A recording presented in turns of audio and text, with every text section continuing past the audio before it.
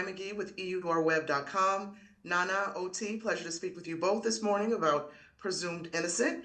I'd like to Hi. start off by asking about your characters, and I'll kick things off with Nana. How would you describe your character, Detective Rodriguez, and her journey throughout this series? Yeah, so Lana Rodriguez, Rigo, for those who know and love her, is a detective. She's very good at her job. She's very hyper competent, and that comes into direct conflict with the situation when one of her colleagues and good friends is accused of murdering another one of her colleagues and good friends. So watching her kind of tussle with this internal versus external conflict is good television. And then, of course, OT, same question for you. How would you describe your character's journey this season? Oh, well, Nico, the DA, obviously has a lot riding on a highly public case. His re-election, all his ambitions are on the line.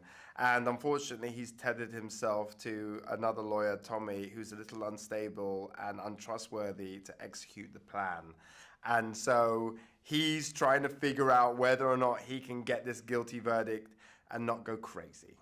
Speaking of the case that is central to this series, what can you each tease? Of course, no spoilers. You kind of just touched on it, but can you elaborate a little bit more on each of your characters with each of your characters' dynamic with Jake Gyllenhaal's character Rusty in this series? Well, I think my relationship with Rusty is one that is very close, and then it is compromised as more and more evidence comes to light. And so the essential question then becomes like, what do you believe, and how much faith do you have in the people that you have, historically trusted without a second thought? Yeah, I mean, I think Nico, I mean, look, my job as DA is to find him guilty. I think he's guilty. And therefore, I feel that way about him. A man who has murdered not only a colleague, but a lover. A lover. And how about Nico and Alana's relationship? I mean, can you describe the nature of their relationship and how it evolves through the series? Yeah, we're beefing. Like Yeah. we're not friends. I am loyal to the previous regime. There's been a regime change, a shakeup. I am better. not happy. Some say I am not happy about it. I am not happy about it. So we are definitely in direct conflict. Yeah. But luckily, we get to talk to each other in the court of law and sort things out. Of course, Presumed Innocent tackles themes of justice, morality, and the complexities of the legal system. So how do your characters contribute to these things, and what message do you hope audiences take away from your performances?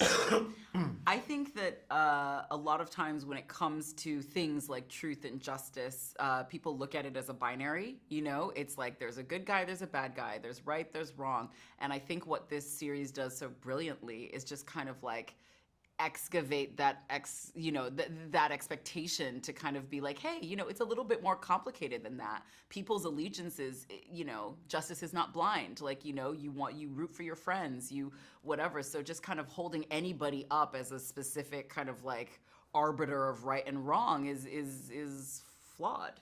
A flawed way to look at the world. I'm not going to say anything after that. I mean, what a brilliant answer. Jeez. Right on. Well, I'll take that, right? I appreciate your time. That's my time. Nana, OT, thank you. I'm looking forward to deep diving into the rest of this series. It's very exciting. So thank you so much for speaking with me today. Thank Thank you. you. Have a good one.